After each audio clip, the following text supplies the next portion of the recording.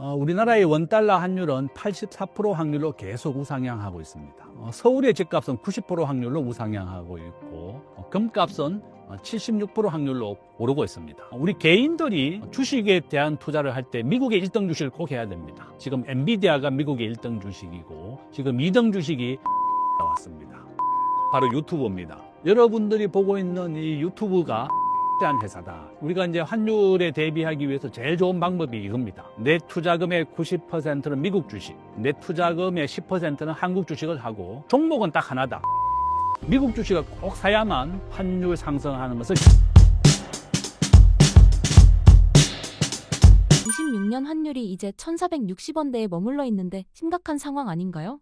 저는 대한민국의 환율은 계속 더 오를 것이라고 보고 있습니다. 우리나라 원달러 환율은 84% 확률로 계속 우상향하고 있습니다. 보여드리는 그래프는 바로 국가별 GDP 순위인데요. 대한민국은 표에서 보는 것처럼 세계 13위입니다. 국가 GDP는 세계 13위이고 국가 GDP가 13위고 수출액 기준, 제조업 수출액 기준은 미국, 중국, 독일, 일본 5대 강국이다 이렇게 보시면 되겠습니다. 근데 이제 우리가 좀 더 눈여겨봐야 되는 것은 국제 결제에서 우리 원화가 결제되는 비중을 말하는데 세계 20위까지만 발표가 됩니다. 그래서 우리 학자들은 우리 대한민국 아마 원화가 결제되는 비중은 0.1%, 35위에서 한 40위 정도 될 것이다 이렇게 추정을 할 뿐이다 이렇게 볼 수가 있습니다. 그러니까 대한민국은 제조업은 육성했지만 원화를 육성하지 못했기 때문에 이런 상황에 놓였습니다. 국가별 GDP 점유율 한번 보시면 우리 대한민국은 전 세계 GDP의 2% 정도 차지하고 있습니다. 오른쪽에 보시면 미국이 전 세계 주식시장의 60%를 차지하고 있습니다. 바로 이런 이유 때문에 우리가 한국과 미국 주식을 함께 해야 되고 내가 주식 투자금의 90%는 미국에 투자해야 된다. 그래야만 우리가 60대 1.5이기 때문에 맞는 거다 이렇게 볼 수 있습니다. 지금 보는 그래프는 외환보유액은요. 제가 매달 한국은행 홈페이지에 들어가서 가지고 오는 겁니다. 정부가 1월 달에 발표한 한국은행의 외환보유고는 4,300억 달러입니다. 근데 정부는 한국은행이 발표합니다. 우리나라가 세계 10위의 외환보유고 국가니까 안심해도 된다 이런 얘기합니다. 그런데 밑에 한번 보시면 주요국의 외환보유액입니다. 중국이 3조 달러, 일본이 1.3조 달러, 대만은 6천억 달러를 가지고 있고 한국은 현재 9위입니다. 4,300억 달러다 이렇게 보시면 되겠습니다. 그런데 이제 더 충격적인 것은 바로 뒷페이지에 있는 겁니다. 자, 한번 보십시오. 2025년 12월 기준입니다. 우리 대한민국은 국가 GDP의 23%밖에 없습니다. 스위스, 홍콩이 전부 다 100%가 넘는 외환보유고를 가지고 있기 때문에 환율이 안정되어 있습니다. 대만도 6천억 달러를 가지고 있습니다. 국가 GDP의 77%나 외환보유고를 비축했기 때문에 우리가 1997년도 한국이 파산했을 때 대만은 끄떡이 없었다. 이와 같이 환율의 가장 주요한 방파제가 외환보유고이고 두 번째가 통화스와프인데요. 현재 우리나라는 한미통화스와프, 한일통화스와프 두 개 다 없습니다. 제1방어막인 외환보유고가 취약하고 제2방어막인 통화스와프 미국과 일본이 해주지 않고 있습니다. 바로 이런 것이 우리의 취약점이다 이렇게 볼 수가 있고요. 제가 보여드리는 적정 외환보유고에 대한 이론인데 이것은 이미 20년 전에 국제결제은행이 2004년도에 대한민국의 적정한 외환보유고는 9,200억 달러라고 권고를 했습니다. IMF가 신제한한 거 한번 보시면 7천억 달러 정도 됩니다.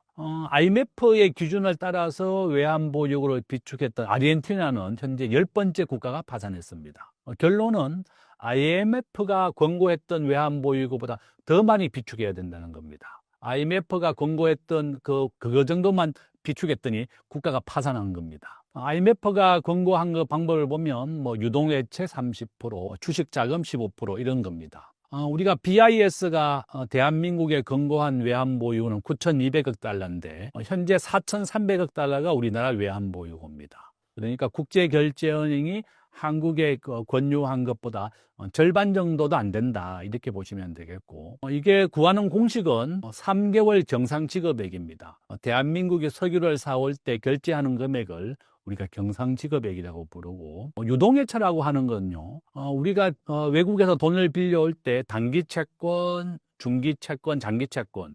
채권은 이 세 가지 종류가 있습니다. 단기 채권은 1년 안에 만기가 들어오는 것, 중기 채권은 1년에서 5년 안에 만기가 오는 것, 장기 채권은 5년 이상의 채권을 장기 채권이라고 부릅니다. 그러니까 우리가 중기나 장기 채권은 만기가 언제인지 모르기 때문에 단기 채권의 2배를 우리는 유동외채라고 부릅니다. 그래서 한국에 지금 현재 단기 채권 금액이 한 1,500억 달러 정도 돼요.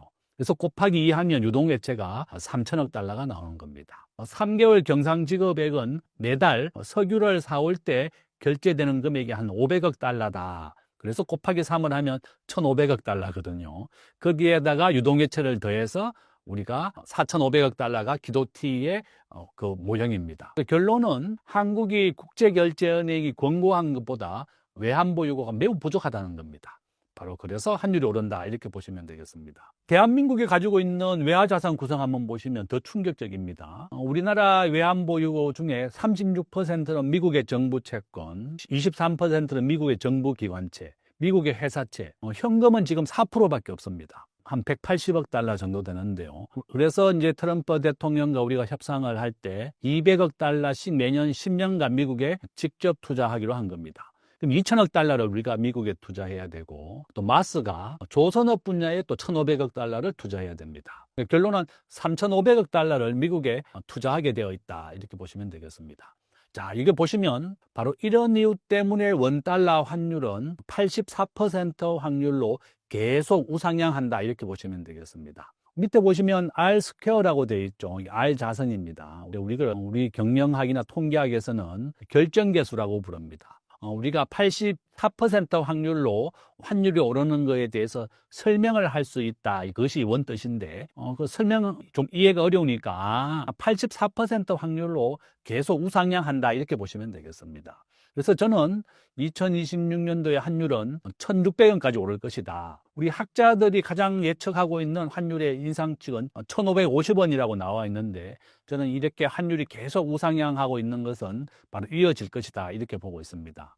더 중요한 것은 외환보유고와 통화스와프, 세 번째는 바로 국가부채율입니다. 대한민국의 국가부채율 2026년도에 52%입니다. 그러니까 52%는 안심해도 되느냐 이렇게 생각하지만 실질적으로 우리나라가 군인연금, 공무원연금, 공기업은 다 정부가 지급을 하고 있습니다. 이와 같이 공기업 부채를 다 포함하게 되면 한국의 국가부채율 현재 130%입니다. 지금 프랑스가 113% 국가 부채율을 가지고 시민들이 데모를 하고 있습니다. 복지비를 줄이지 마라 이런 것 때문에 하고 있는데요. 프랑스는 유로화를 쓰기 때문에 국가가 부도날 일이 없습니다. 그렇지만 우리나라는 비기축통화국, 앞에서 설명해 드린 것처럼 국제결제에서 원화가 아무도 사용하지 않는다. 아무도 받아주지 않습니다. 그래서 트럼프 대통령이 한미 통화 스와프도 거절했습니다. 우리가 제발 600억 달러라도 좀 해달라 이렇게 부탁을 했음에도 불구하고 트럼프 대통령이 해주지 않았습니다. 이와 같이 원화는 전 세계 어디에서도 잘 받아주지 않는다. 한국이 제조업은 아주 강한 나라지만 금융이 약한 나라입니다. 사람 몸의 피와 같은 존재가 금융인데 우리 대한민국이 이렇게 금융을 육성하지 않았다 이렇게 볼 수가 있고요. 그래서 저는 항상 그렇게 얘기합니다. 그래서 우리 개인들이 주식에 대한 투자를 할 때 미국의 1등 주식을 꼭 해야 됩니다. 지금 엔비디아가 미국의 1등 주식이고 지금 2등 주식이 구글로 올라왔습니다. 애플, 마이크로소프트인데 최근에 역전을 했습니다. 구글이 바로 유튜브입니다. 여러분들이 보고 있는 이 유튜브가 바로 구글이라는 회사고 구글이라는 회사는 바로 알파벳이라는 회사다. 이렇게 보시면 되겠습니다. 우리가 이제 환율에 대비하기 위해서 제일 좋은 방법이 이겁니다. 글로벌 시가총액 비중은 60대 1.6입니다. 그래서 제가 항상 주식을 투자할 때는 내 투자금의 90%는 미국 주식, 내 투자금의 10%는 한국 주식을 하고 종목은 딱 하나다. 미국은 엔비디아고 한국은 삼성전자인데요. 제가 이제 그 이유를 1조 자산가가 된 투자법이라고 얘기했습니다. 어떤 대학 교수가 자기 월급의 25%를 월급날 25일이죠 우리가 보통 월급 받으면 무조건 시가총액 1등만 하는 겁니다. 그분은 1970년대부터 주식을 투자해서 단순하고 큰 원칙은 무조건 시가총액 1등이었습니다. 2000년부터는 우리나라는 삼성전자입니다. 삼성전자 제가 5년 전 5만 원 할 때부터 사라 그랬습니다. 무조건 시가총액 1등을 사야 된다 이렇게 얘기하고 있습니다. 이 기사가 2017년도 기사예요. 그러니까 저는 2017년, 18년도부터 시가총액 1등만 계속 사고 있습니다. 미국의 시가총액 1등은 애플이었다가 엔비디아로 바뀌었습니다. 그 다음 거 한번 보시면, 자, 엔비디아입니다. 엔비디아가 5조 달러, 그 밑에 보시면 알파벳 A와 C라고 있죠. 이게 구글입니다. 알파벳 A와 C가 아마 이번 연도 몇 달 안에 이제 역전을 할 것 같습니다. 그러면 저는 엔비디아에 투자된 종목을 다 알파벳으로 바꿀 겁니다. 알파벳 A가 지주회사이고 알파벳 C가 사업을 하는 회사입니다. 우리가 쿠팡이 한국에는 사업하는 회사고 쿠팡 INC가 지주회사입니다. 그러니까 미국은 지주회사와 사업회사가 분리되어 있습니다. 그러니까 여러분들 알파벳 A를 살면 된다. 알파벳 A와 C를 더하면 지금 현재 한 3조 5천억 달러, 4조 달러에 육박합니다. 애플은 이제 거의 따라왔다 이렇게 보시면 되겠습니다. 지금은 엔비디아가 1등인데 역전을 하게 되면 다시 투자금을 전부 다 바꿔야 되는 겁니다. 오른쪽에 보시면 삼성전자입니다. 오늘 현재 삼성전자 시가총액 800조입니다. 불과 이거 제가 PPT 만들 때보다 일주일이 지났는데 일주일 만에 100조 올라 버렸습니다. 이와 같이 우리가 미국 주식과 한국 주식을 9대 1로 분산 투자해야 되겠고 미국 주식을 꼭 사야만 환율 상승하는 것을 예방할 수 있습니다. 내 투자금의 한 10%는 금을 사도 좋습니다. 지금 금은 76% 확률로 계속 우상향합니다. 그러니까 원달러는 84%, 금은 76% 확률로 계속 우상향이다. 이렇게 말씀을 드리겠습니다. 금은 어떤 형태로 사야 하나요? 내가 이제 최근에 이제 어떤 분을 만났더니 그분은 실물을 샀더라고요. 종로에 가면 부가세를 주지 않고 실물을 살 수 있기 때문에 한 돈에 82만 원 줬다 그러더라고요. 보통 한 돈에 한 95만 원, 100만 원 하는데 종로에 가서 직접 사게 되면 부가세를 물지 않고 직접 내가 실물을 살 수 있다. 10돈이라고 하면 이제 한 양입니다. 손가락 이 정도 크기 됩니다. 그러니까 그분은 항상 내가 얘기하는 얘기를 듣고 실물을 샀다. 그래서 ETF를 사는 방법도 있는데 ETF를 사면 또 세금을 내야 됩니다. 실물을 사게 되면 부가세를 내지 않는다고 그래요. 저도 안 사봐서 잘 모르겠지만. 그래서 동네 금은방에 가는 것보다 종로 3가 가서 사면 부가세도 면제받고 10% 정도 이득이다. 그렇게 말씀을 드립니다. 그리고 환율을 방어하기 위한 방법은 미국 주식과 급이다. 이렇게 보죠. 교수님의 포트폴리오는 어떻게 구성되어 있나요? 저는 내 월급 받는 날 무조건 미국의 시가총액 1등을 사고 있습니다. 미국의 시가총액 1등은 현재 엔비디아입니다. 저도 과거에는 애플을 샀는데 2025년 6월 달부터 엔비디아가 시가총액 1등이 됐습니다. 저 원칙은 1조 자산가가 된 투자법 같이 똑같이 해야 됩니다. 절대 2등을 사서는 실패하는 겁니다. 한국에는 삼성전자가 1등이고 하이닉스가 한 500조로 2등입니다. 원칙은 무조건 1등이다. 그러면 삼성전자를 사야 되는 겁니다. 여러분들이 1조 자산가가 된 그 투자법 네이버에 들어가면 그 기사가 있고 제 블로그에 들어오면 볼거리에 제가 올려놨습니다. 원칙은 무조건 시가총액 1등, 미국의 시가총액 1등은 바로 엔비디아고 한국의 시가총액 1등은 삼성전자입니다. 우리나라에서 3,000개의 기업이 상장되어 있는데 작년에 60개의 기업이 부도났습니다. 그래서 우리가 주식으로 돈을 못 버는 사람들 보면 1등 주식을 사지 않고 급등하는 코스닥 종목이라든지 급등하는 종목을 좋아합니다. 테슬라를 우리 대한민국 사람들이 가장 많이 샀다고 그래요. 테슬라도 저도 사봤지만 급등 400달러 갔다가 100달러가 되고 75% 내리더라고요. 다시 또 500달러 가까이 왔죠. 급등 급락을 하기 때문에 개인이 견딜 수 없는 사람들은 테슬라 같은 종목이 어렵습니다. 테슬라의 스페이스X가 2026년도에 상장을 한다고 합니다. 그래서 최근에 한 470달러까지 올랐습니다. 원칙은 시가총액 1등이 아닙니다. 현재는 시가총액 1등은 엔비디아고 저는 알파벳 A라는 회사가 시가총액 1등이 된다면 다시 또 바꿀 겁니다. 그래서 제 말을 믿으라는 얘기 아니고 저는 이렇게 합니다. 원칙은 무조건 미국의 시가총액 1등 엔비디아, 한국은 삼성전자고 1등 종목이 바뀌면 투자금을 전액 바꾼다. 이렇게 말씀을 드리겠습니다. 신사임당 채널을 지켜보고 응원해주시는 구독자 여러분께 잠시 중요한 말씀을 드리려고 합니다. 신사임당 채널은 대한민국에서 지금 가장 뜨거운 이슈를 다양한 전문가의 의견과 신사임당의 시선으로 분석하여 공감과 정보를 주는 콘텐츠 제공을 목표로 노력해왔습니다.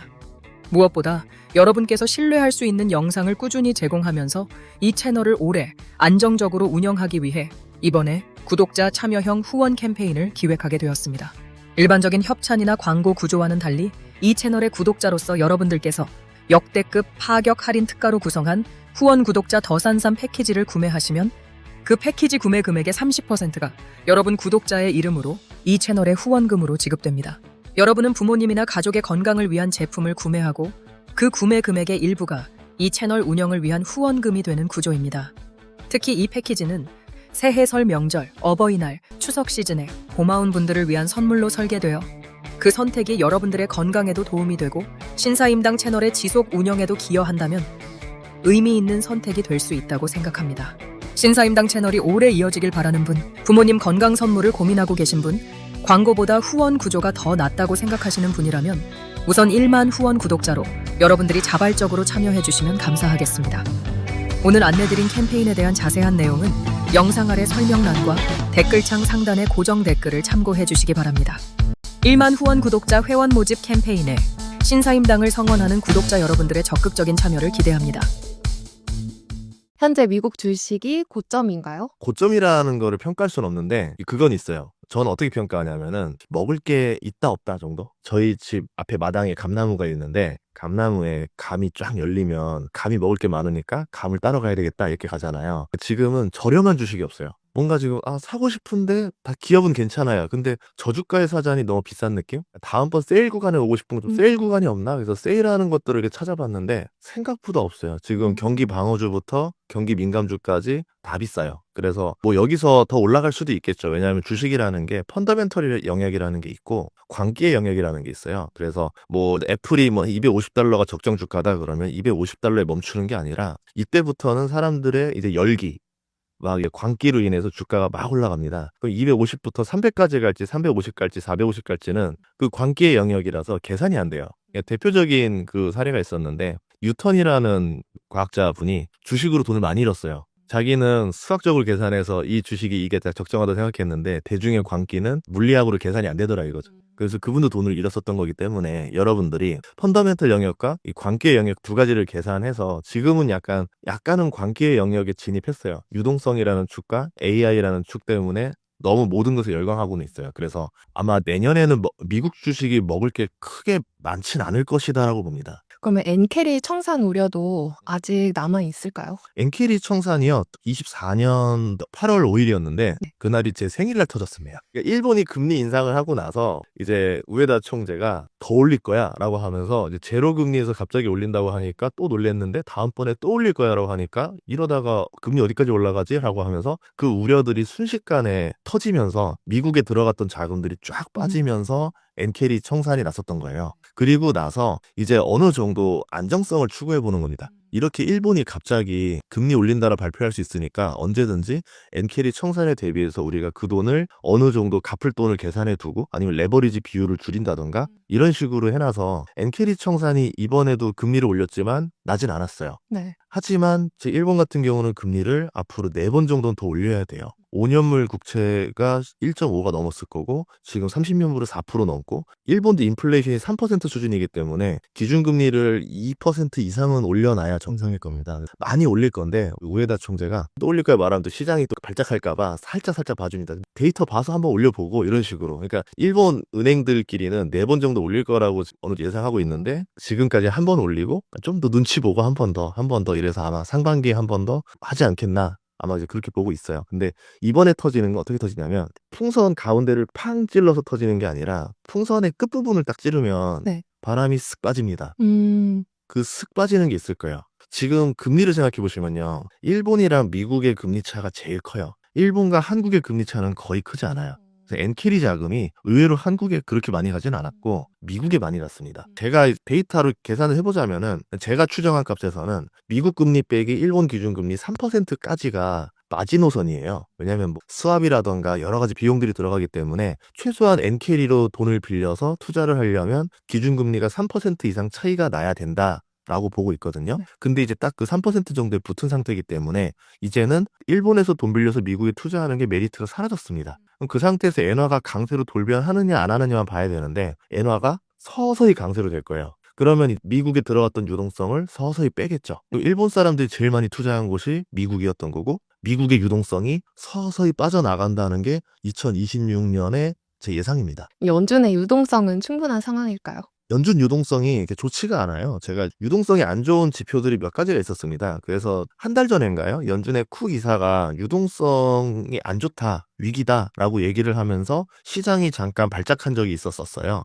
그럼 그 사람은 왜 그런 말을 했느냐? 뭐 정치적으로 얘기한 거 아니야? 이렇게 안 돼. 그게 아니라 그분이 연준에서 담당이 원래 유동성 담당입니다. 유동성을 봤더니 문제가 있더라. 그래서 연준 준비금이 계속 빠지고 있었습니다. 표를 보시면은 연준 준비금이 이제 4조 달러를 넘었었어요. 코로나 버블기에. 그러다가 3조 달러를 계속 유지하다가 지금은 3조 달러가 깨지면서 떨어집니다. 그 연준에서 꺼내 쓴 돈들이 많다라는 거죠. 이게 뭐냐면 미국에 있는 은행들이 비상금으로 잠깐 모아둔 거예요. 초과 준비금이라 해서 은행들이 자기들이 뭐 돈을 빌려줄 데가 없으면 남는 돈이 있을 거 아니에요. 네. 그 돈을 연준 그 준비금이라 예치를 해둔 겁니다. 그래서 이자를 받는 거였는데 그 돈이 줄어든다는 얘기 뭐냐면 은행들이 지금 여유 있는 돈이 없다. 그래서 연준에 있는 돈을 꺼내서 쓰고 있다. 또는 이걸 가지고 좀 시장에 뿌리고 있다라 봐야 되겠죠. 그럼 이게 이제 바닥이 난다는 거는 시장에 더 이상 뿌릴 수 있는 준비금이 바닥 나갈 수 있다. 라는 겁니다. 근데 이거 자체가 뭐 나쁘다라 볼 수는 없는 거고 또 하나는 이 채권 발작이 있었는데요. 10년 만기 국채 수익률에서 3개월 국채 수익률을 빼면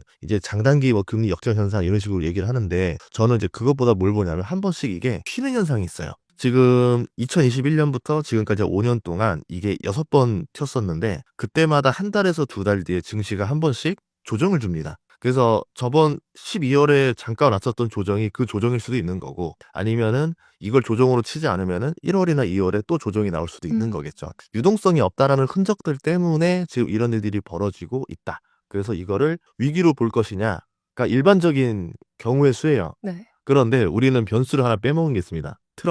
트럼프라는 사람은 좀 달라요. 트럼프는 유동성을 계속 넣고 싶어 해요. 제 책에도 쓴 그 환일 전쟁 쓰신 김경원 교수님이 계신데 그분이 차기 연준 의장 후보로 지금 아마 거론되고 있는 해시시랑 같이 이제 대학교에 계셨던 분이에요. 본인이 박사과정 끝물이었고 그때 아주 어린 교수였었고 이제 신입 교수였었고 그래서 둘이 대화를 많이 해봤는데 그때 대화해보고 나서 놀랐답니다. 이 사람은 진짜다. 그 진짜가 좋은 진짜인지 아닌지 모르겠지만 유동성 푸는 데는 진심인 사람이다. 그러니까 보통 우리가 돈을 풀면 인플레이션이 벌어지니까 금리를 올려야 되니까 유동성을 못 올리지 않나 이렇게 생각하는데 이런 거죠. 물가가 오르는데 금리를 왜 올려야 되냐?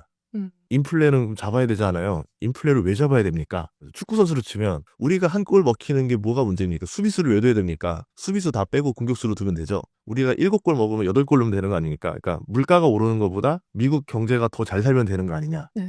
트럼프의 발상과 똑같은 발상을 하고 있죠. 그러면 이 사람이 연준 의장이 될 확률이 상당히 높겠죠. 그러면 이 유동성이 이렇게 없으니까 이런 거. 유동성이 없으니까 유동성을 붙자. 그럼 물가가 오르지 않나요? 물가가 올라도 경제가 좋아지면 되는 거 아닙니까? 이렇게 되는 게 아마 2026년의 최대 변수입니다. 아, 그러면 진짜 물가가 오르겠죠. 그럼 물가 오르는 걸 방치하는 연준을 아마 우리가 근 50년 만에 처음 보는 상황이 될 거예요. 딱 한 번 그런 적이 있었거든요. 네. 그때가 이제 아서 번즈라는 연준 의장이 있었는데 연준 의장 등 사이에서 두고두고 욕먹는 연준 의장이었죠. 대통령의 압박에 그냥 무시하고 돈 풀었다가 인플레이션 터져가지고 폴 볼커라는 연준 의장이 나와서 기준금리를 20%까지 올려버리면서 인플레를 잡는 바람에 기업들 도산하고 가정 도산하는 일을 만들게 된 원흉이다. 지금 그 50년의 흐름을 똑같이 지금 복사하고 있는 모습이 나오고 있어서 그게 시장에서 이걸 긍정적으로 평가할 거냐, 유동성 뿌리는 걸 아니면 부정적으로 볼 거냐, 결과를 알았기 때문에. 네. 근데 이론적으로만 보면은 유동성 뿌려서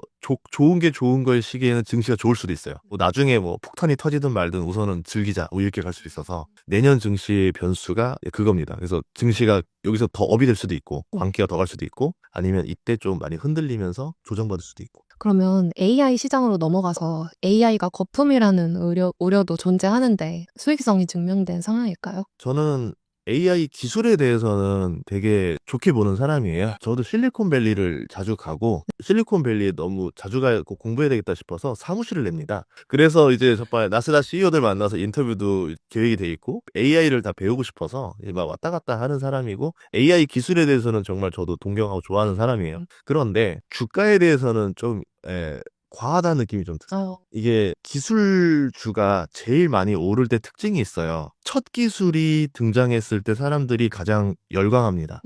AI가 등장한다. AI가 사람의 뇌를 대체하고 모든 거를 거의 다 해줄 수 있다. 우리가 알고 있는 딱 그 한 문장으로 대중의 광기를 만들어내는 문장 슬로건이에요. 그럼 그 슬로건에서 앞으로 AI의 경제 규모가 얼마나 될지를 예측해야 됩니다. 네.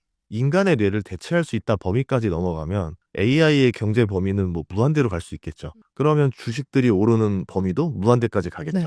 근데 기술이 발전될수록 사람들이 현실을 깨닫죠. 인간 뇌까지는 아닌 것 같은데 이제 하면서 그게 당장 온다 했는데 왜 챗GPT 4부터는 AGI라 했는데 왜 5가 돼도 점점 멍청해지는 것 같은데 제미나이만도 못하는데 이게 되고 있잖아요. 그러면 대중이 광기만 가득하던 시절에서 일부 사람들은 이성을 찾기 시작해요. 그러면 주가라는 게 10년 뒤에 다가올 미래를 당장 1, 2년 뒤에 다가올 거를 계산해서 주가를 선반영했던 주가가 1, 2년이 아니라 10년 뒤겠구나라고 하면서 이 선반영이 뒤로 쫙 밀어지겠죠. 그럼 현금으로 할인 기법이라고 해가지고 10년치 총 이익에 대해서 이거를 할인율로 나눠가지고 당장의 현재 가치를 뽑는 게 이제 미국 월가 주식 적정 밸류 방법인데 1, 2년에 이렇게 될 줄 알았던 게 10년 뒤에 나온다고 하니까 이 그래프가 무너지는 거죠.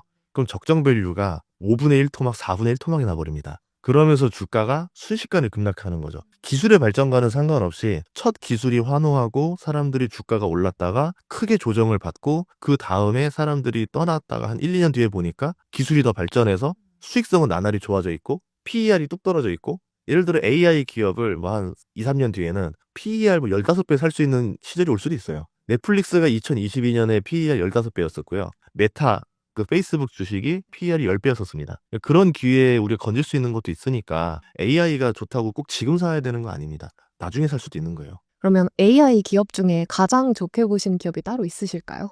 AI 기업 중에 제일 좋은 게 물려도 그런 게 있습니다. 이제 우량주는 물리면 과속딱지 뗄 때 다음부터는 조심하세요 이렇게 해서 다음번에는 면허 정지 안 시킬 때니까 다음에 조세요.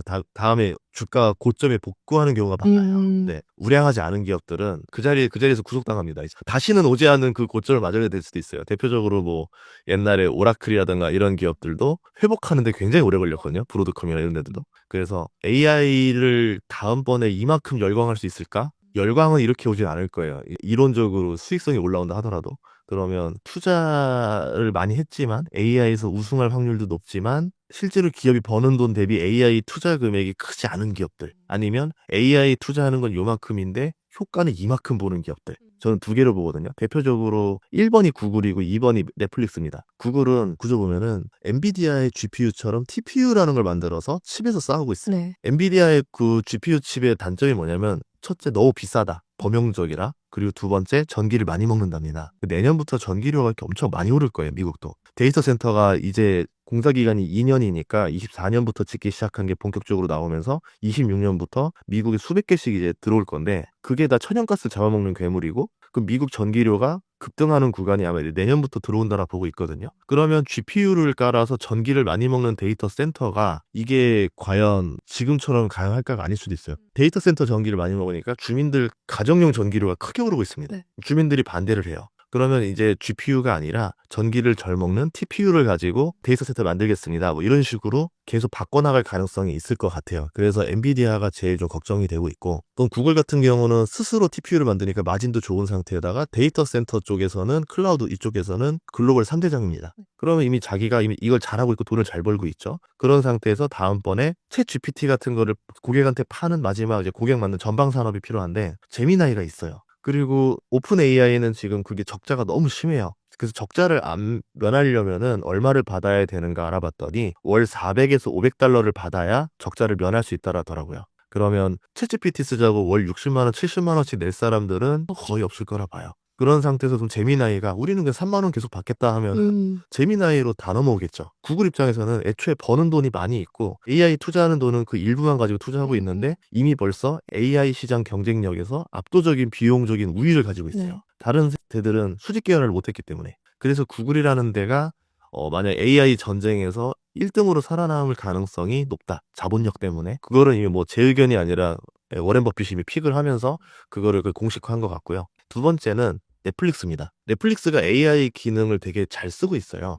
여러분들이 눈치 못 챘겠지만 그 넷플릭스 썸네일 보시면요. 자동으로 추출하는 겁니다. 이 사람의 취향이 있잖아요. 영상 보는 취향을 보면서 그 사람 취향에 제일 맞는 스샷이나 이걸 화면을 넣어가지고 거기에 제목을 넣어줘요. 그래서 이제 내가 좀 누를 수밖에 없게 추천하는 컨텐츠로 뜨는 거예요. 그러면 그거를 누가 하냐면 AI가 합니다. AI 전에는 사람이 다 했겠죠. 네. 엄청난 인력의 해고가 있었겠죠. 그 과정에서. 또 있었고, 이 사람이 영상 보는 패턴을 다 학습을 해서 머신러닝을 해서 이 사람한테 어떤 영상을 추천했을 때 이 구독을 해지하지 않고 한 달만 더 보자. 어. 한 달만 더 보자. 연장시킬 수 있을 것인가를 고민하는 것도 AI가 해줍니다. 근데 그렇게 하는 AI는 솔직히 비용이 많이 들어가는 AI는 아니거든요. 근데 그 정도 가지고 구독자들이 한 달만 더 연장을 해도 넷플릭스는 엄청난 돈을 벌어요. 그리고 AI가 없다 하더라도 지금 넷플릭스가 OTT 시장에서 전 세계를 다 쓸어버려가지고 제가 4년 전부터 얘기했던 게 극장들 망한다. 넷플릭스를 보고 나서 충격을 먹었다. 이거는 코로나까지 와버리면서 극장가들이 예전에 오던 사람들이 넷플릭스를 경험하고 난 다음에 다시 극장으로 가는 거 엄청나게 불편할 것이다.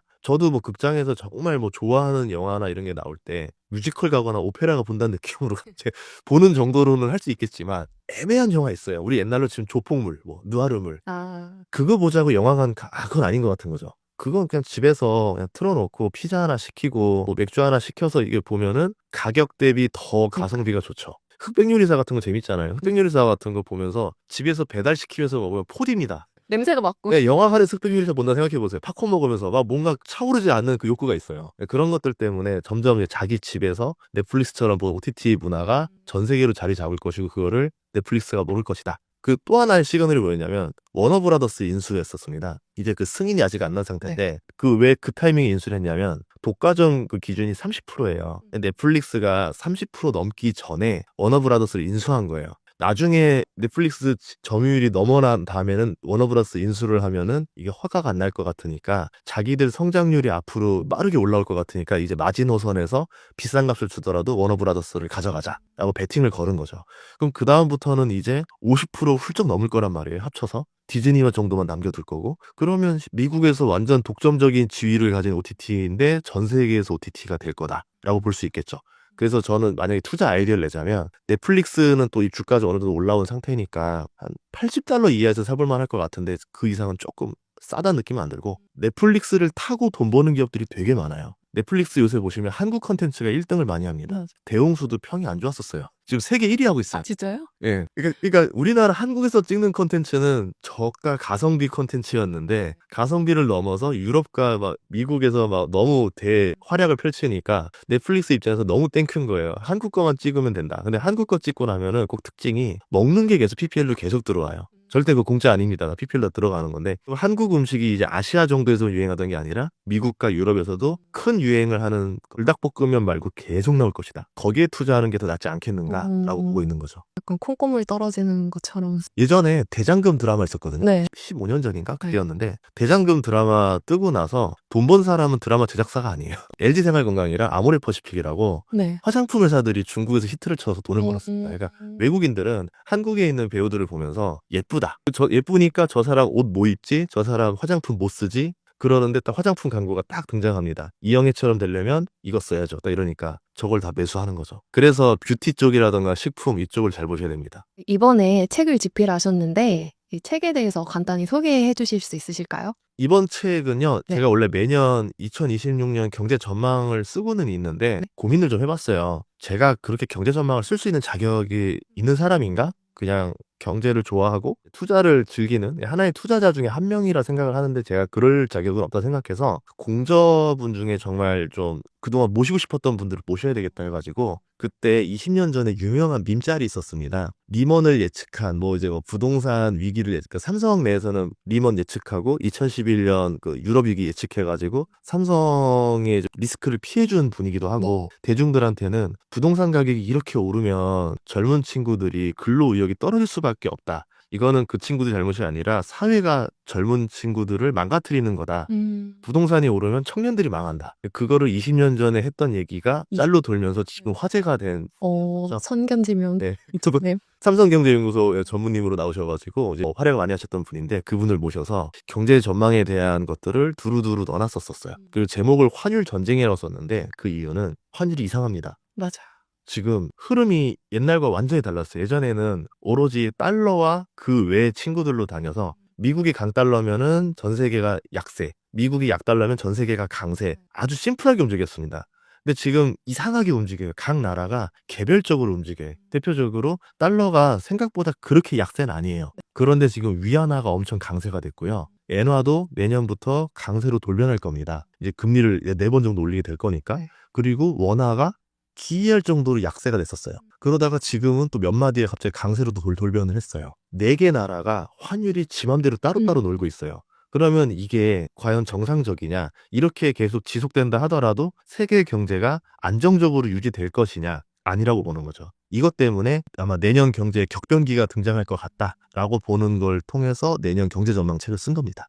지금 환율이 1480원대까지 이제 돌파했는데 되게 심각한 상황 아닌가요?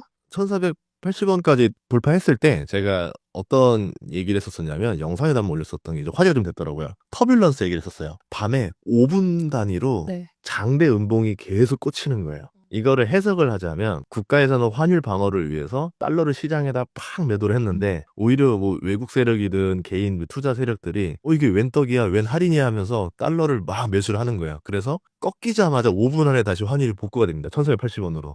그럼 국가는 또 던졌는데 이렇게 그걸 한 20번 정도 반복했어요. 그러면 국가 입장에서는 달러는 달러대로 소모하고 환율은 방어가 안 되고 와 이거 큰일 났다. 이 대중이 광기로 돌변해서 환율 위로 치솟는구나. 달러 매수세가 왔구나. 라고 해서 그래서 그 다음날 이제 환율 특단의 대책이 발표가 됐죠. 이제 뭐 했냐면 국민연금 가지고 환해지를 더 확대해가지고 하겠다. 국민연금도 일정 어떻게 되면은 해외 자산을 그냥 재량적으로 매각을 해서 국내에 있는 달러를 매수하고 국내 주식으로 들어오겠다. 이런 발표가 나오니까 국민연금 가진 그 달러를 치자면 딱 저기 정도 됩니다. 외환 보유고 한 1.7배 정도 돼요. 국민연금이 가지고 있는 달러 자산이. 그럼 그거 만약 다 팔고 한국으로 들어오면 외환 보유고가 2.5배로 늘어나고 그럼 당연히 뭐 환율 정도 방어는 거뜬하다는 얘기인 거죠. 그 국민연금 자산을 저렇게까지 극단적으로 쓸 수 있다고? 라고 했는데 극단적으로 쓰겠다라고 자꾸 방침을 정하니까 이러면 환율이 쉽게 오르진 못하겠다. 라고 이제 본 게 1번이었던 거고 또 하나는 저는 동의하지 않지만 국가에서는 환율이 오른 이유가 국민연금이 해외 주식 투자를 많이 해서 1번, 두 번째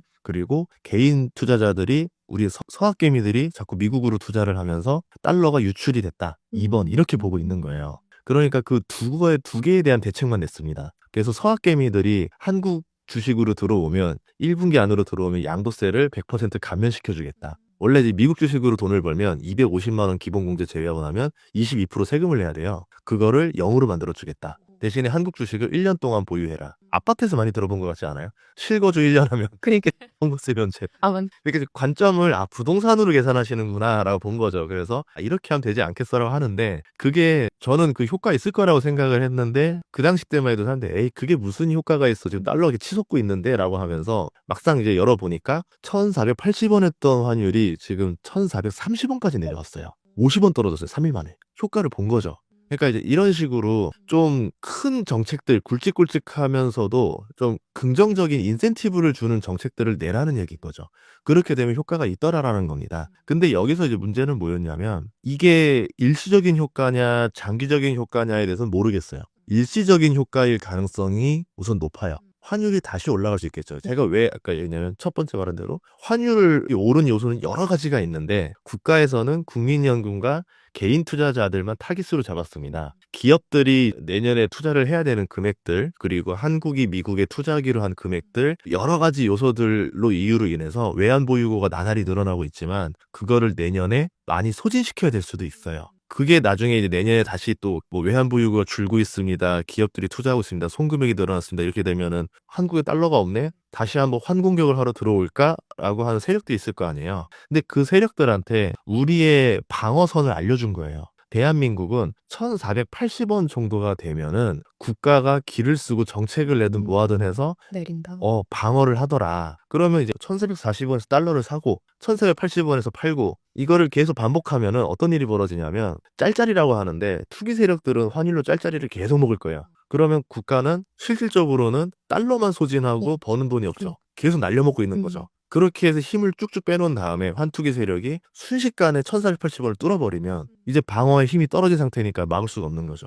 이제 그거를 우려하는 사람들도 있는 겁니다. 그래서 환율에 대해서는 지금은 저렴한데 구조적인 문제는 좀 걱정이 많이 된다. 그 구조적인 문제는 해결된 게 없다. 말씀드리고 싶어요. 심각한 상황이네요, 결국에. 내년에 저 좀 봐야 되겠죠? 네. 그럼 현재 상황에서 재산을 계속 원화로 보유하고만 있는 거는 좀 위험한 일일까요? 네, 그래서 제 전략은 뭐냐면 예전에는 달러 자산과 한국 자산 정도만 가지고 있으면 돼라고 했는데 이거를 이제 그렇게 심플한 시대가 아니게 됐잖아요. 그래서 4개국 자산을 나눠 가져야 된다라 생각을 해요. 지금 최근에도 보면 달러 인덱스 같은 얘기도 나오면서 이제 중국도 자기네 위주로 해가지고 새로운 또 기축통화 하나 만들어 보자라 했던 게 뭐냐, 바스켓 통화라고 하는데 이렇게 보시면 됩니다. 원화, 달러, 엔화, 위안화 를 4분의 1씩 가지는 게 어떤가라 보는 거예요. 근데 이 4분의 1을 시작하자마자 4분의 1 딱 가지고 시작하는 게 아니라 아까 뭐 제 투자 철학대로 쌀 때만 사고 비쌀 땐 팔아요. 지금은 엔화가 싸요. 그리고 원화가 1440원, 30원에서 모르겠어요. 근데 1500원 정도면은 원화가 충분히 싸요. 그럴 때는 원화 자산, 엔화 자산 위주로 비중을 확 늘려요. 지금은 달러 자산이 어쨌든 조금 싸진 않아요. 그럴 땐 달러 자산 비중을 늘리는 건 아닌 거죠. 그리고 위안화가 지금 강세로 돌변해서 중국 자산을 또 늘릴 타이밍도 아닌 거예요. 근데 얘네들이 환율적으로 한 번씩 약세가 될 때가 있어요. 그러면 그때 들어가서 그때 또 선택을 하는 겁니다. 우선 엔화는 샀는데 일본 주식은 싼 거라 봐야죠. 안 싼 거 같다. 그럼 엔화로만 보유하고 일본 주식을 안 사는 거예요. 근데 봤더니 일본 채권은 괜찮은 것 같다. 아니, 지금 일본 채권도 아니긴 하죠. 아니면 일본 같은 경우 재밌는 게 일본 증시에서 미국 채권을 팝니다. 그러면 일본 엔화로 들어가서 일본 증시에서 미국 채권을 사요. 미국 채권은 싸거든요. 그렇게 되면은 저는 엔화 자산을 가지고 투자가 된 거죠. 네. 그러면 환차익도 먹을 수 있고 투자 이익도 먹을 수 있죠. 참고로 환차익에 대해서는 양도세가 없습니다. 그래서 이 4개국 통화를 가지고 국민연금처럼 포트폴리오 구성해서 이때 뭐 일본 자산으로 주식 채권, 한국 자산으로 주식 채권, 뭐 주식 채권 이런 식으로 해서 계속 밸런스를 잡아가는 거죠. 네. 그렇게 되면은 생각보다 방어가 잘 될 거예요. 대표적으로 미국의 경제 위기가 올 때마다 오르는 자산이 하나 있습니다. 엔화예요. 그럼 지금 미국이 강력하고 일본의 돈이 미국으로 엄청 빠져나가고 있기 때문에 엔화가 약세였는데 만약에 미국의 AI 버블이라던가 유동성 위기가 온다던가 그렇게 됐을 때는 엔화가 급등하게 됩니다. 그러면 그때 엔화 자산을 투자한 사람들은 보험의 성격을 가지게 되는 거죠. 그럼 대표님께서는 지금 엔화, 원화, 달러 이 비율에 대해서 여쭤봐도 되나요? 원래 투자에 대해서는 공개를 아예 안 했었어요. 내년에는 조금씩 공개를 할 생각이 있는데 네. 전체 공개 같은 건 없을 것 같고 그냥 제가 가지고 있는 퇴직연금 정도는 공개. 그래서 퇴직연금 포트폴리오로 아마 좀 보여드릴 생각은 좀 있긴 있어요. 이제 고민을 하고 있습니다. 예. 여기서 예고편 같이. 엔화 자산은 늘릴 거예요.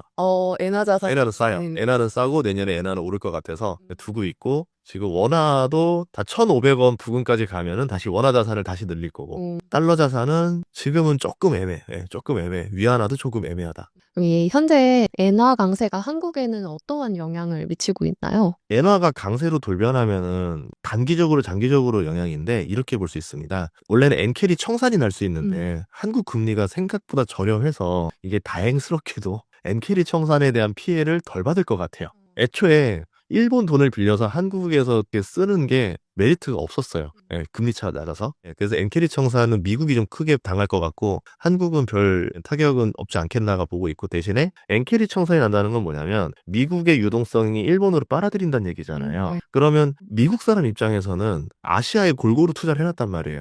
그럼 예를 들어서 지금 일본으로 자금을 다시 갚아야 되는데 미국 자산을 팔아서 갚는 것보다 우리 아시아 쿼터 내에서 한국 거 비중을 줄여서 일본으로 넘기면 되지 않나? 생각할 수 있겠죠. 한국이랑 중국에서 셀 매도가 나올 수 있겠죠. 그럼 그걸 파는 게 나오니까 그걸 팔고 엔화로 넘기냐? 그렇지 않습니다. 팔아서 달러로 환전해서 다시 들어갑니다. 그렇기 때문에 한국 입장에서는 달러 유출이 단기적으로 강하게 나올 수가 있겠죠. 그리고 장기적으로 보면은 엔화랑 원화가 이렇게 위기 상황 때 빼고 일반적으로는 연동합니다. 엔화가 장기적으로 강세로 간다는 거는 장기적으로 원화도 강세로 갈 가능성이 있다. 이게 이 기본 이론.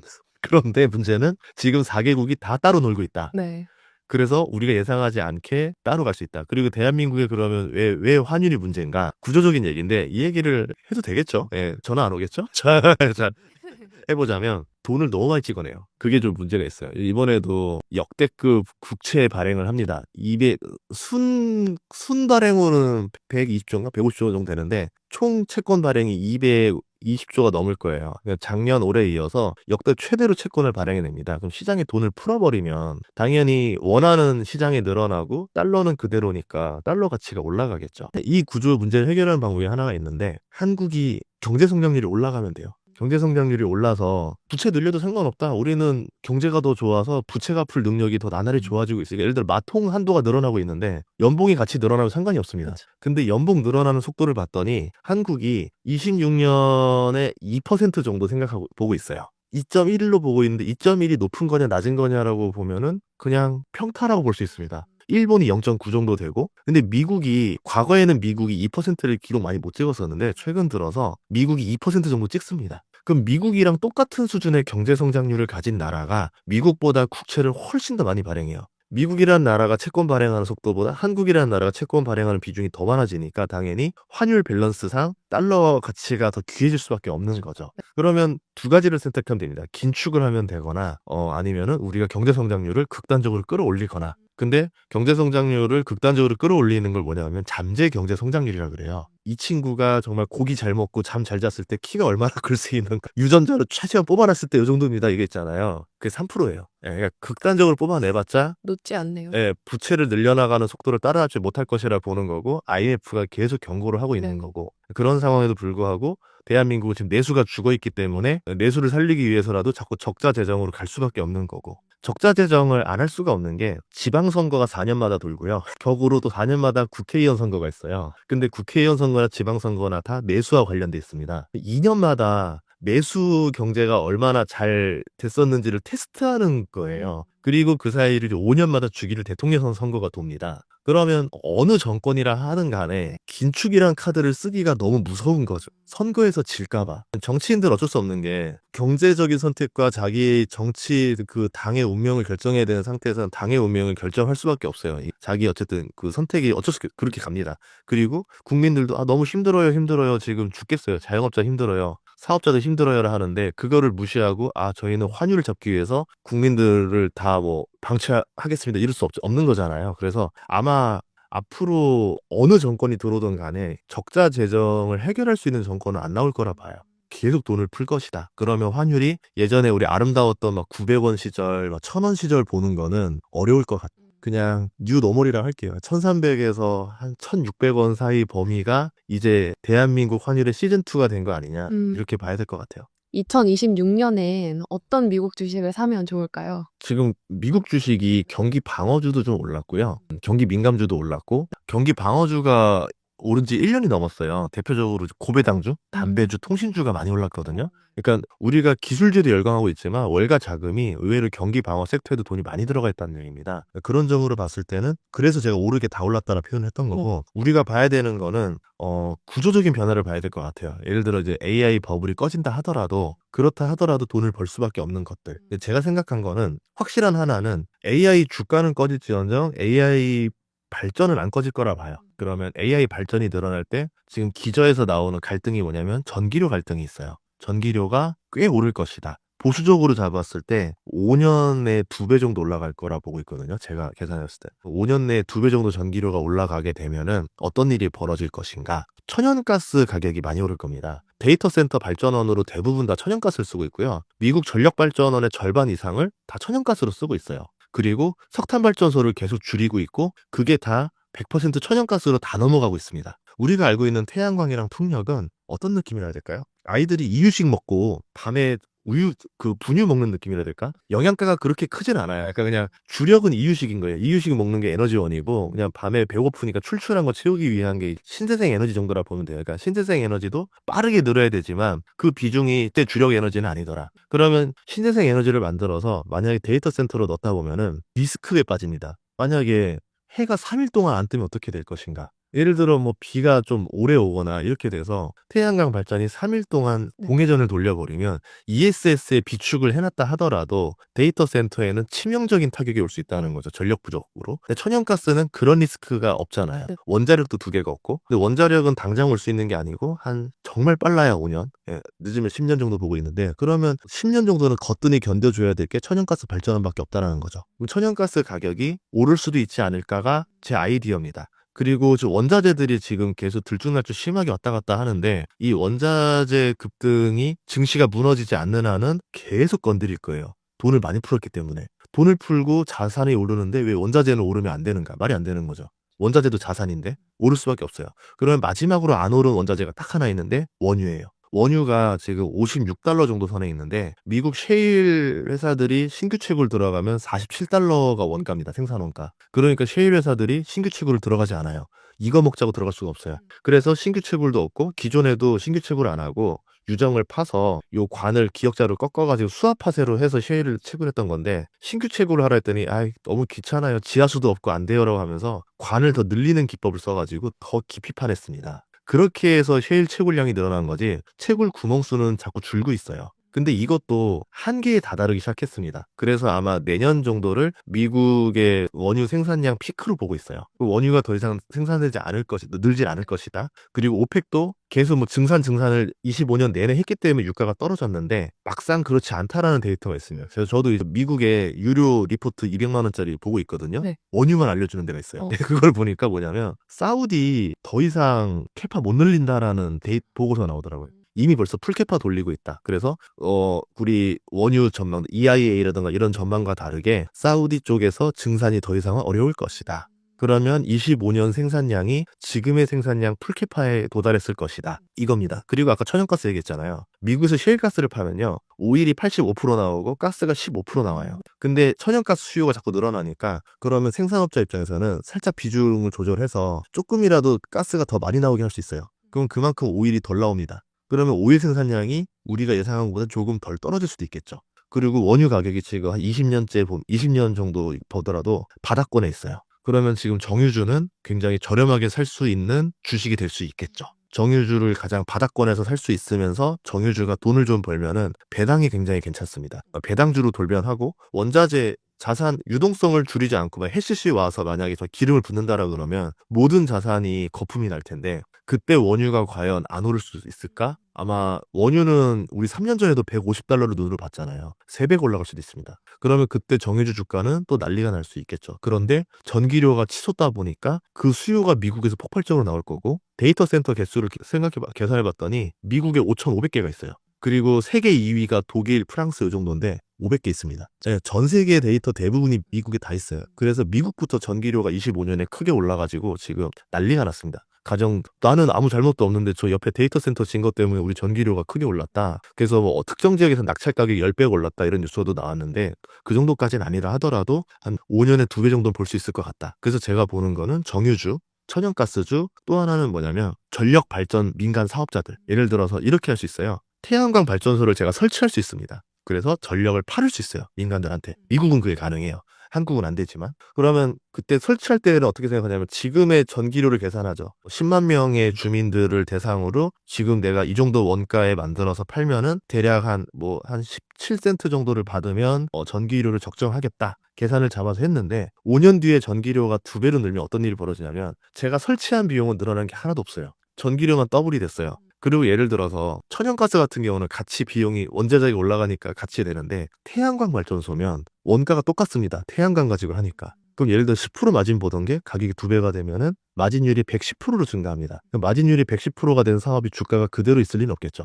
그래서 태양광 민간 발전 사업자 주식들이 미국에 좀 있어요. 아마 여러분이 미국 주식 하시는 분들은 들어본 적 없는 이름들이 많을 거예요. 그래서 그런 거를 보셔도 되고 그렇다고 하면 이제 태양광 발전소 붐이 불 겁니다. 유가가 많이 올라가게 되면. 그러면 미국 입장에서는 중국산을 배제하라고 했기 때문에 미국산 태양광 셀 모듈에 의존하면서 들어가는 것들이 있을 거예요. 그게 이제 대표적으로 우리나라 주식 좋아하시는 분들은 하나솔루션이라는 회사가 있고 미국에서는 퍼스트솔라라는 주식이 있어요. 그거를 잘 보시면 될 것 같고 또 하나는 이거는 저도 지금 찾고 있는 건데 기업명을 말씀드릴 수는 없겠지만 가상발전소라는 게 있습니다. VPP라고 하는 게 있는데요. 뭐냐면 전력을 왜 발전소만 팔 수 있냐? 나도 팔겠다. 예를 들어 내가 집에 테슬라가 있어요. 네. 테슬라는 하나의 전기 저장해놓은 덩어리입니다. 테슬라 미국 같은 게 단독주택 지붕에다가 태양광 판넬을 깔죠. 제가 쓰지 않을 전기예요. 네. 오늘 밤에 이거를 낙찰가가 높은 데가 있으면 그냥 팔아버려요. 그리고 전기료가 싼 시간대에는 제가 다시 사서 채워놓으면 됩니다. 특히 이제 뭐 아침에 출근하려고 바쁠 때 보면 충전 이슈가 나고 하니까 낮에는 수요가 많잖아요. 그러면 그땐 전기를 팔고 밤에는 내가 사서 다시 충전해 놓고 그럼 내가 전기를 어떻게 보면 트레이딩을 하고 있는 거예요. 네. 전기를 가지고. 그렇게 해서 민간 사업자가 나오잖아요. 근데 이거는 발전소가 늘지 않아도 잉여 전력을 가지고 있는 사람들끼리 거래를 하게 되면서 실제로 전력 효율을 늘려주게 됩니다. 그래서 아마 이런 가상발전소 사업자를 하는 것들이 매력 있을 수 있어요. 근데 대표적으로 테슬라가 또 거기에 해당이 됩니다. 그럼 추가로 대표님께서 가장 추천해 주실 만한 ETF가 있다면요? 에너지 ETF 괜찮을 것 같아요. 에너지 정유, ETF. 정유, 정유. 에너지. 그러니까 저는 주식을 보면은 지금 사람들이 가장 안 쳐다보는 거. 제일 저렴하고 버려진 거. 예전에 제가 되게 좋아했던 책이 하나 있었는데 그 소설마다 첫 문구가 되게 중요하거든요. 버려진 섬마다 꽃이 피었다라는 그러니까 첫 문구를 가진 책이 있었어요. 그게 무슨 책이냐면 칼의 노래.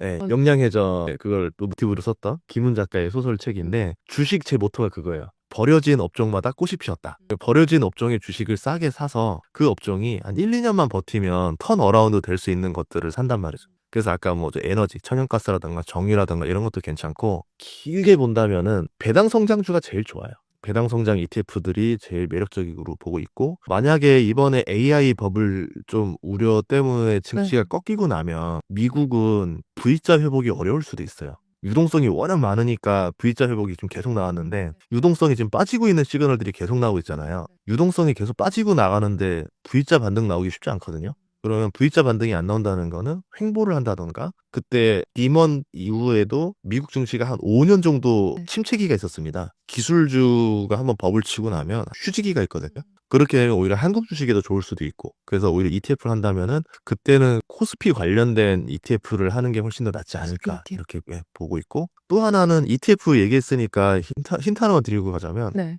ETF 때문에 주식 투자 패턴이 완전히 바뀌었어요. 맥더독이라고 할까요? 코로나 이전에는 ETF 영향력이 증시의 주가 변동에 영향을 거의 안 줬습니다. 근데 지금은 ETF가 너무 커져서 ETF 때문에 주식의 변동성이 너무 커지고 있어요. 예를 들어 어떤 악재가 터졌어요. 그럼 오늘 한 1%에서 2% 정도밖에 정도만 내리면 되는 악재인데 5%, 7%씩 하락해요. ETF로 수급이 너무 들어오다 보니까 ETF는 자기가 돈 들어온 대로 그날 바로 무조건 매도를 눌러야 돼요.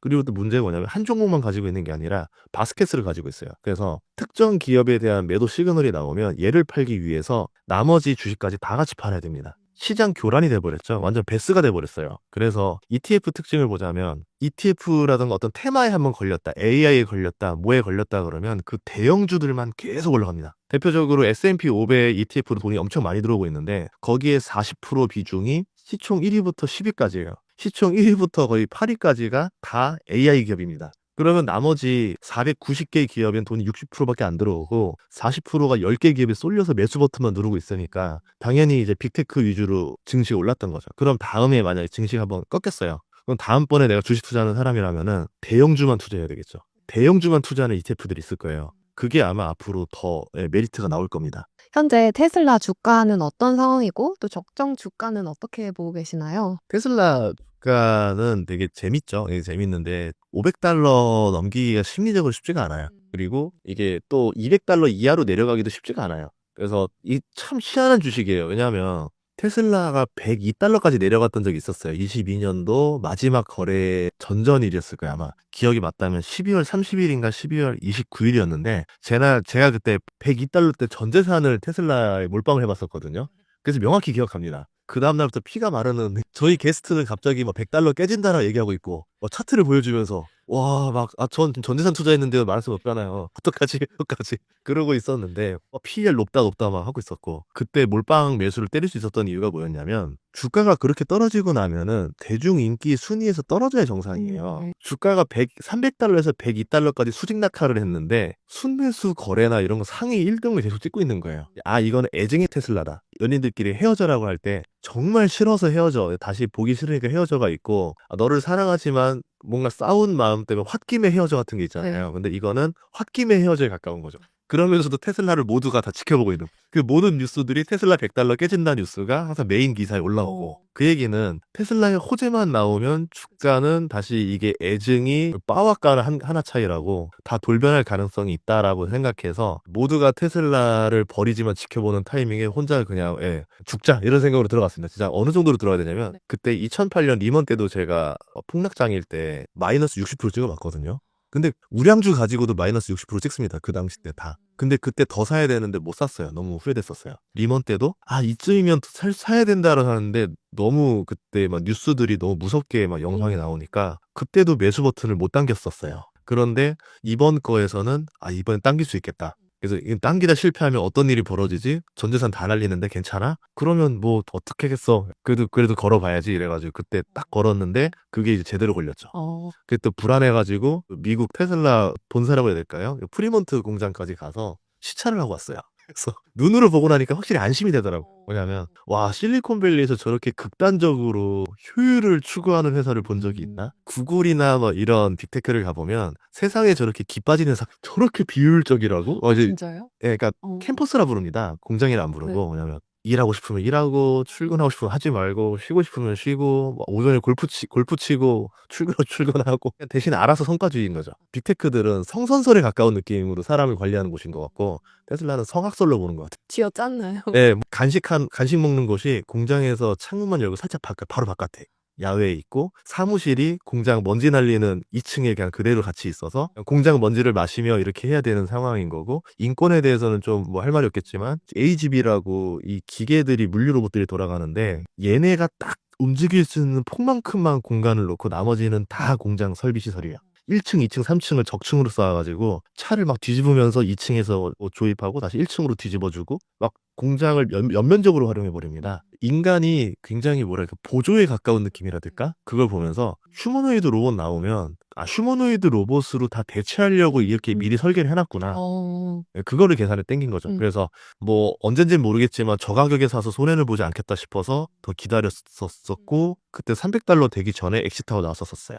그래서 좀 후회했죠. $500까지 갈지 모르고. 그래서 봤을 때는 테슬라가 $500 넘고 나면 또 문제가 뭐냐면 너무 비싸요, 주가가. 그래서 항상 이제 고점에서 매도가 나오는 또 우려들이 있는데 이번에 테슬라가 오른 게 뭐냐면 휴머노이드 로봇이랑 자율주행이랑 이렇게 올랐지만 이게 이번에는 다르다. 이번에는 금방 나올 것이다라는 기대감으로 나왔는데 혹시라도 그것들이 26년에 양산이나 이게 나오지 않는다면 또 실망감으로 떨어질 가능성도 있다라고 보는 거죠. 그리고 이제 스페이스X 상장이 내년에 한다라고 해서 테슬라 주가가 오른 게 있는데 단기적으로는 호재가 맞습니다. 왜냐하면 상상의 모든 걸 자극해 줄 수 있어요. 우주선의 배터리는 테슬라 배터리 들어갈 거야. 우주선에 들어가는 소재가 테슬라 소재가 들어갈 거야. 테슬라의 AI를 우주선에 활용할 거야. 그러니까 그냥 모든 거를 오로지 테슬라를 위해서 스페이스X 상장하는 거다. 뭐 이런 아니면 스페이스X 상장할 때 테슬라 주주들이 매수할 수 있게 뭘 줄 거야. 뭐 합병해 줄 거야. 뭐 모든 상상이 다 동원될 거예요. 상상력이 주가 상승의 최고의 좋은 재료입니다. 근데 상장하고 났더니 왜 우리 버려진 것 같지? 이러면서 일론 머스크 옛날부터 얘기했어요. 스페이스X가 내 꿈이고 테슬라는 내 캐시카우야 라고 얘기한 사람이기 때문에 테슬라에서 이번에 주식 보상도 많이 받고 했기 때문에 일정 부분 테슬라 주식을 매도할 수도 있습니다. 다시 자신의 더 꿈을 위해서. 그런 점에서는 오히려 상장 이후에는 그게 악재로 돌변할 수도 있지 않을까? 그런 점에서 내년에 좀 스페이스X 상장할 때쯤 주가가 좀 많이 올라와 주면 그때가 한번 좀 매도를 한번 해야 되는 기회가 아닌가라고 보고 있어요. 그럼 머스크가 그리고 있는 로봇 시대는 어떻게 생각하세요? 로봇 주가 이번에 최근 많이 올랐잖아요. 네. 피지컬 AI 네. 보면은 아까 말한 대로 상상력의 모든 것을 다 지금 다 반영해주고 있습니다. 휴머노이드 로봇 사람 모양을 만들었기 때문에 사람이 할 수 있는 모든 것을 할 수 있다. 라고 돼서 이제 그렇게 가져가는데 제 생각에는 산업 현장이 제일 좋을 것 같아요. 산업 현장이 제일 먼저 바뀌는 게 아마 테슬라에서 어느 날 공개를 하겠죠. 로봇으로만 일하고 있는 1공장, 2공장 정도 하나 보여주면서 이게 이제 드디어 완성됐다. 사람들이 이제 이제 앞으로 이렇게 되겠구나. 그러면 미국의 뭐 아마존부터 시작해서 인건비가 많이 들어가는 공장들 위주로 계속 이렇게 바뀌어 나가겠죠. 그러고 로봇 가격이 좀 이슈가 될 수 있는데 테슬라 자체가 워낙 저렴하게 로봇을 만든다고 하기 때문에 중국산 로봇과 가격 경쟁을 붙어볼 수 있는 유일한 회사가 될 수도 있습니다. 그런 면에서 그게 가장 큰 또 호재의 기대감으로 있게 있어요. 그런데 정말 그게 내년에 터질까는 모르겠어요. 너무 이르다. 너무 빠르다. 네. 왜냐면 일론 머스크가 옛날부터 사이버 트럭 때도 얘기했었고 뭐 세미 트럭 때도 얘기했지만 이 사람은 정말 몽상가에 가까워요. 그러니까 S는 아닌 것 같아요. 그러니까 F인 사람이 S로 억지로 이제 따라오는 스타일. 그래서 본인도 요게 맞다라고 생각하지만 현실이 못 따라주는 거죠. 예전에 배터리도 그런 게 있었고 휴머노이드가 등장은 하지만 초기 단계에서는 우리가 생각하는 많은 일들을 할 수 있는 건 아는 수준일 것이다. 그래서 할 수 있는 범위가 되게 제한적일 것이고 그거에 대해서 조금 우리가 실망할 수 있을 수는 있다. 근데 길게 보면은 로봇이 도입돼야지만 대한민국 제조업도 다시 되살릴 수가 있고 아시아 북반구 선진국들이 다 지금 출산이 떨어져가지고 노동력이 많이 비어 있는데 로봇이라는 게 대체가 되면은 그 생산력이 떨어지지 않고 다시 우리가 좀 풍요로운 세계가 더 유지될 수 있을 거라 봐요. 대표적으로 제가 지금 M&A 거래소 부대표까지 이번 상반기에 일을 했었었는데 화성이나 이런 데 보면 중소기업 사장님들 자기 기업 팔아달라고 많이 찾아와요. 봤더니 평균 노동자 나이가 60대입니다. 대부분이 그래요. 60대가 제조업을 떠받치고 있어요, 대한민국을. 그러면 이게 지금은 괜찮은데 그 생각을 해봤어요. 10년만 지나면 어떻게 될까? 요새는 60대들이 힘이 좋아요. 이제 다들 건강도 잘 관리하시고 운동 많이 하셔서. 근데 70 다음은 달라요. 이게 그렇게 관리했던 분들도 70 넘어가고 나면 근육이 쭉쭉 빠지고 이제 노동이 힘에 붙여서 힘들어 하십니다. 그러면 10년 뒤에 대한민국에서 로봇으로 교체가 안 되면 대한민국 제조업이 상당히 붕괴가 일어날 수 있을 것이다가 1번. 아니면 외국인 노동자들이 이러겠죠. 사장님 가게 내가 이거 장비 고철 가격만 줄 테니까 나한테 팔아라. 그래서 외국인 노동자들이 사장님으로 다 변신하게 되고 우리나라 이제 제조업은 말만 우리나라에서 생산하는 거지 외국인 근로자와 외국인 사장님이 만들어서 돈 벌어서 외국으로 가져가는 이런 형태가 될 가능성이 너무 높아 보이는 거죠. 그걸 막으려면 대한민국도 로봇이 빨리 들어와야 되는데 테슬라 로봇이 좀 들어오길 바라고 있습니다. 빨리 10년 안에 예. 모든 게 이루어져야 되는 상황인데 책을 어떤 분께 추천하시는지도 또 여쭤보고 싶어요. 내년 주식 투자에 대해서 좀 불안하신 분들이 했으면 네. 좋겠어요. 증시가 3년 연속 좋았습니다. 미국 증시 기준으로. 3년 연속 좋고 4년 연속 좋은 경우는요. 한 번밖에 없었어요. 닷컴 버블 전에. 이번에 트럼프가 유동성을 또 이제 또 부어서 이게 한 번 더 증시 랠리를 만들 수는 있겠지만 결국 그것도 부작용이라는 거거든요. 그래서 이제 그런 시나리오로 갈 건지 아니면 3년 동안 좋았기 때문에 올해는 좀 증시가 어떤 리스크들이 있는 건지 이런 것들을 좀 체크하고 싶으신 분들은 네. 책을 읽으시면 좋을 것 같습니다. 긴 시간 인터뷰 응해주셨는데 마지막으로 저희 구독자분들께 한마디 부탁드리겠습니다. 제가 이제 SSID는 처음 출연하는 것 같은데요. 쑥스러움이 많아가지고 외출을 좀 자주 하는 편입니다. 그래서 그런데 또 너무 편안하게 해주셔가지고 너무 또 기분 좋았고 앞으로 또 뵐 수 있도록 찾아뵙도록 하겠습니다. 고맙습니다. 야생사냥 산삼을 과학으로 규격화한 프리미엄 브랜드 더 산삼. HLDM 사포닌 최적화 공법을 적용하여 지난 2012년 첫 출시 이후 누적 판매 600만 병을 돌파한 공전의 히트작. 앰플병 한 병당 진세노사이드 RB2, RE, RG3의 함량 14.0mg에는 체내 항상성의 과학이 그대로 담겨 있습니다. 신사임당 채널의 1만 후원 구독자분들께 제공하는 더산삼 1+1 특별 캠페인에 참여해보세요. 생애 전주기 건강의 핵심 축, 항상성의 과학을 경험하실 수 있습니다. 후원 구독자로 참여할 수 있는 캠페인 패키지의 자세한 내용은 댓글창 상단 고정 댓글에서 확인하실 수 있습니다.